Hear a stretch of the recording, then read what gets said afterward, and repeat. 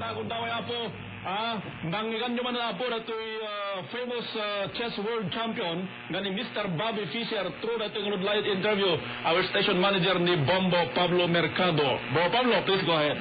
Okay, Melchor, good evening. Tonight it's the 24th of August, okay? We have the world chess champion Bobby Fischer on the line right now. So we'll get to know the latest on his case. Bobby, good evening. How are you? How you doing, Pablo? I think I'm okay. About 4:30, 5 o'clock, you know. Yes.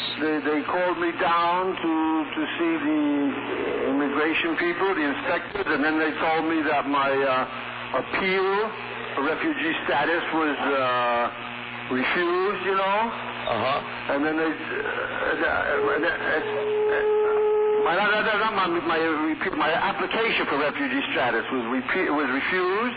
Okay. And then they also said that my appeal against the deportation order was also refused, and they were going to deport me tonight. You know? So are you sure they're going to deport you tonight? They told me they were going to deport me tonight. I said, what time? They said they didn't know.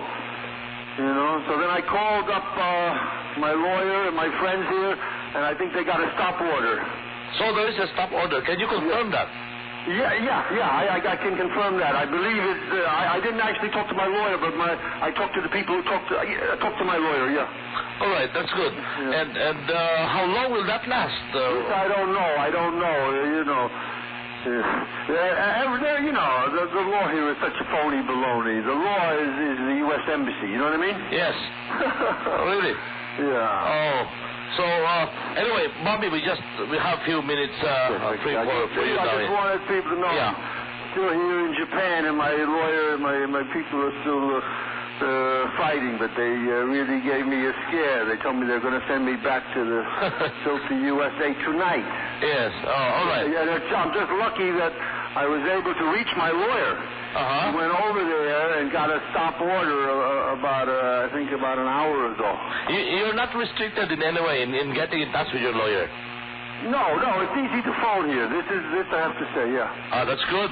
Yeah. All right, I have some few questions for you, Bobby. Yeah. When I talked last with Filipino Grandmaster Eugene Torre, he said that they're doing everything to help you out there. In fact, he suggested to the first gentleman of the Philippines that if it would be possible for the Philippine government to grant you asylum, how would you react to that? I would appreciate it, yeah. Really? I would, because as of now, I don't have asylum anywhere. Yeah. I think the various countries are under pressure from the goddamn U.S. to not to give me asylum, you know? Yes. Well, I heard the U.S. did not even say anything about your renouncing your U.S. citizenship. Well, they said they were going to send a man over now to do it, but they never came over. Really? Yeah. So there's no word from them yet regarding your. Well, they said they sent me a letter, and they sent me all these various forms. They said they were going to send someone, but they never did. Oh, really? That's all. Yeah. All right. Again, Eugene told me that he received news that even Boris Spassky has been asking President Bush to give you amnesty. What's your reaction to that? Well, I have a copy of the letter. Have you seen the letter? No, not yet. Yeah, I have. I don't know if I have it with me right in front of me, but I have it in my file here in the jail. What does it say? I have to go get it, I think. It's not a very nice letter. He says I'm absolutely not social, not a normal person, you know what I mean? Really? Yes. And he's asking Bush, for some kind of mercy, Which, well, I mean, I appreciate Boris's sentiment, but I don't agree with what he says about me, you know what I mean? Yes. And also, asking Bush for mercy, he's the wrong guy to ask for mercy, you know? I have never encouraged anybody to ask the U.S. government for a pardon or clemency or mercy. Bush is the one who needs people's mercy. He's the war criminal. He's a murderer, you know. Yeah. He needs to beg us forgiveness for his crimes. I've done absolutely nothing wrong, you know. Yes, yes. I haven't broken any law, nothing, you know. Yes. So, but I appreciate Boris's thought, you know what I mean? Yes, yes. But I didn't ask him to send that, and, you know, what if he can do something about it? What if he is able to convince Bush to give you clemency? That's up to Bush, but I'm not begging that son of a bitch Bush for anything. He's a criminal. Oh, yeah. He's a gangster. Look at the way they're torturing people in prisons all over the world. Oh, yeah. He's a bloodthirsty character. You know, when he was governor of Texas, I don't know how many dozens or hundreds of people were sent to this horrible death of lethal injection, you know. They put people to sleep like dogs, you know, yes. in America. And I think of all the people that were, you know, came before him for an appeal, I think maybe he just gave one, maybe. I'm not even sure if he gave one. I think maybe one out of dozens or hundreds, you know. That's just a maybe then. He's very, very heartless and cruel, Bush, you know. And, you know, he's not the one to ask for, to expect anything from. But I never asked Clinton, when you remember Clinton had all those pardons at the end of his term? Yes, yes.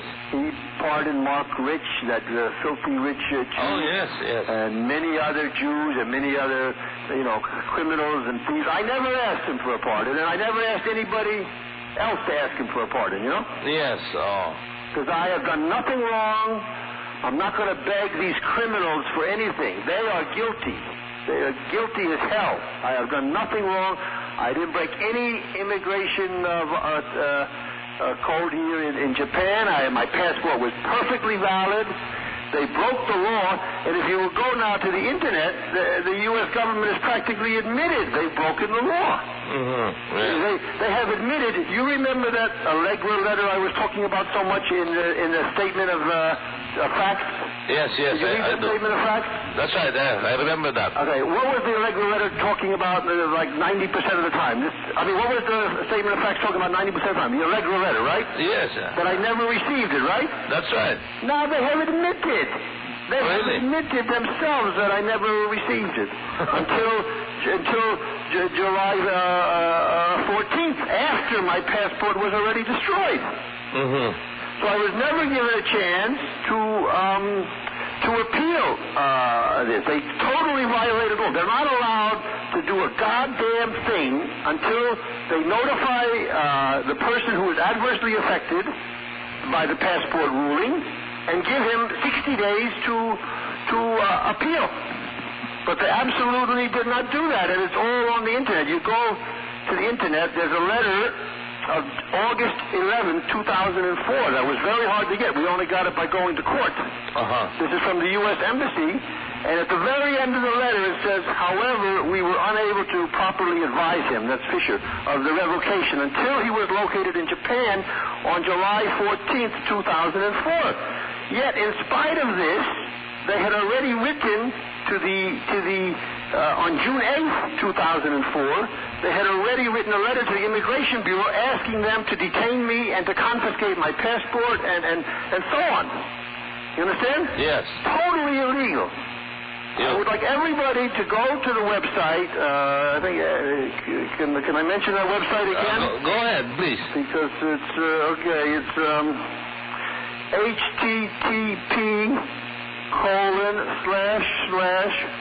home.att.ne.jp/moon/Fisher/.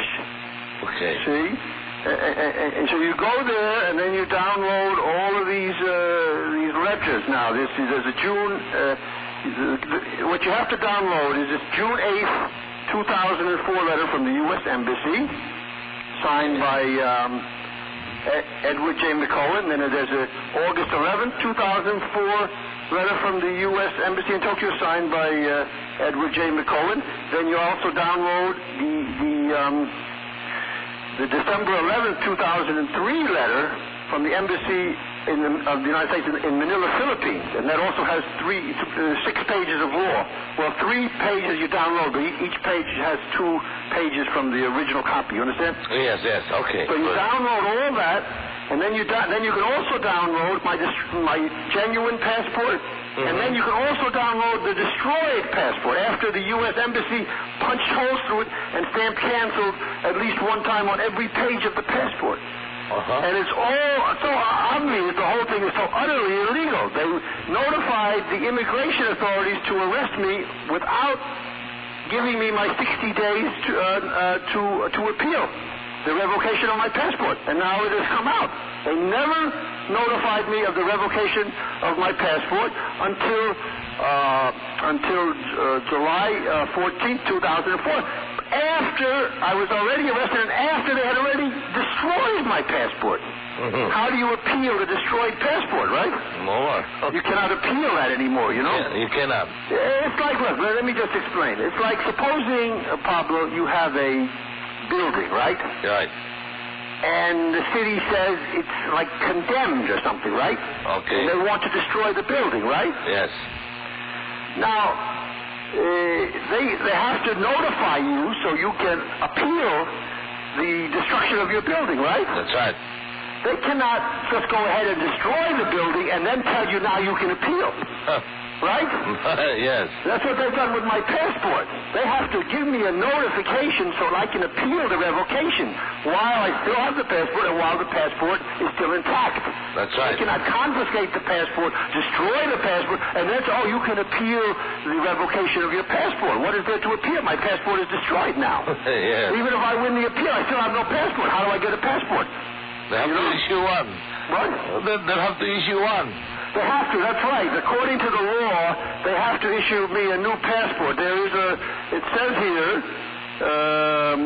it says replacement. This is 22 CFR CH 14-1-97 edition, Department of State, 51.65, paragraph 61.65, replacement passports. It says, passport issuing office shall issue a replacement passport without payment of a fee, A, to correct an error or rectify a mistake of the department, B, when exceptional circumstances exist as determined by the secretary. That's Secretary Powell, you know?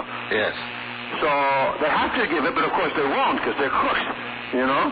So, you know, they don't follow any law, you know? They're absolute crooks in every way. And also, incidentally, I'm entitled to this hearing, right? Yes.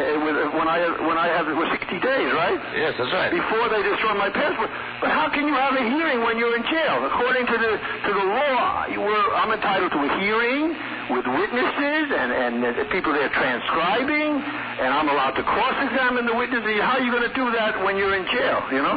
There was no hearing yet, so far. What? There was no hearing yet? No.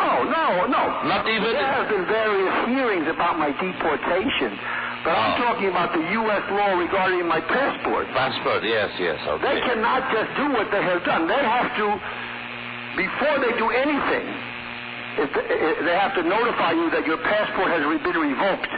All right. And you have 60 days to appeal, and then you're entitled to a hearing and so on. And then even if you lose the hearing, you're entitled to another appeal, another 60 days. No. They have bypassed all of my rights. Behind my back, they told the Japanese authorities to bust me, arrest me, take my passport, and send me back to the U.S. Right. I can read you the letter here. This is what started it all off. It'll take about a few minutes just to read the letter, okay? Okay. This is June 8th, 2004. See? This is over a month before I was arrested on July 13, 2004, right? Right. This is from the Embassy of the United States of America. Okay. And this is it's to the Director General Immigration Bureau, Ministry of Justice, Tokyo, Japan. Okay. Dear sir, please be advised that the Department of State on November 21st, 2003, revoked U.S. passport number Z7792702, issued to Robert James Fisher on January 24th, 1997. But they never notified me of that, right? Ever. Until, July 15th, 2004, right? Right. Nonsense. Okay. 97. at the American Embassy, Bern, that's where the passport was issued, and issued to Robert James Fisher on January 24, 1997 at the American Embassy, Bern, Switzerland, and any other U.S. passport he may possess. This action has been taken because Mr. Fisher is the subject of an outstanding federal warrant of arrest issued on December 15, 1992 by the United States District Court, District of Columbia, charging him with violating sections 1701, 1702, and 1705 of Title 50 of the United States Code, International Emergency Economic Powers Act, right?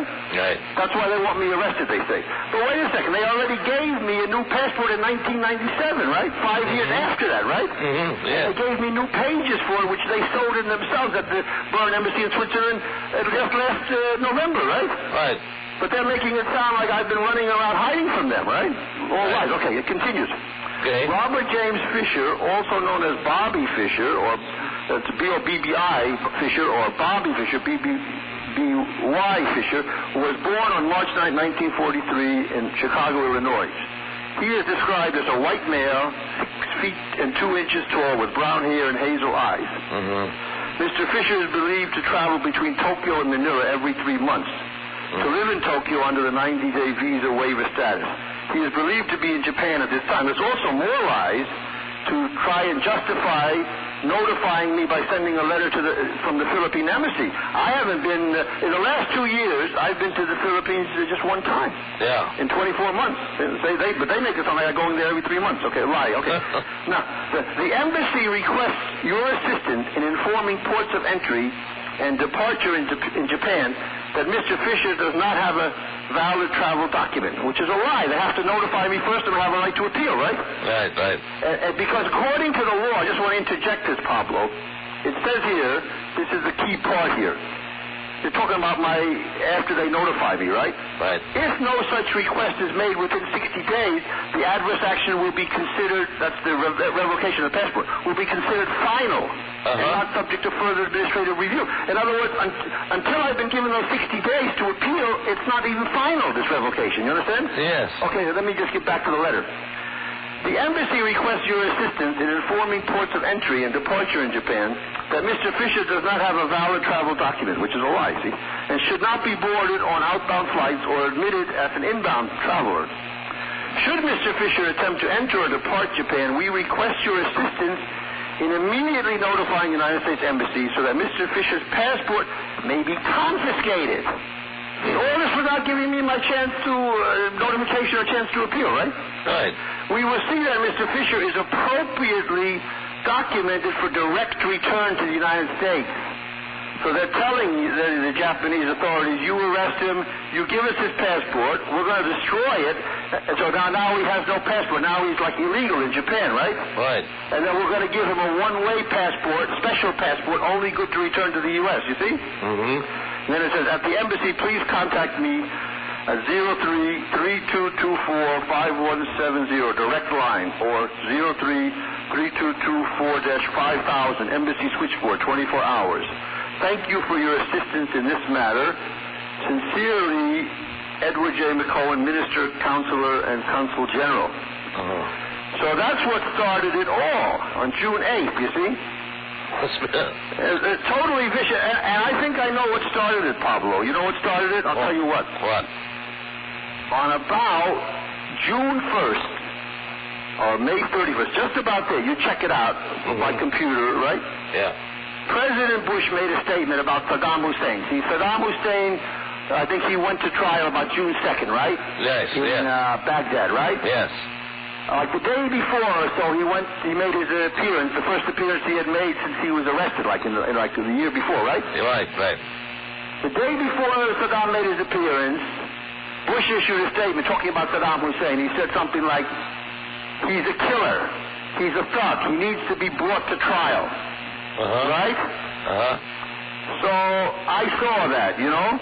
Yes. And then I had it put on this website I'm telling you about, you know? Yes, yes. I had it put on, look what I had put on there. I had it put on, I changed the words a little bit, you know? And here's what I said here. Just a second there. This is very interesting, what I said here. Okay. Yeah, 1 second, I'm getting it here. Okay, I said, and I'm getting it here. Okay,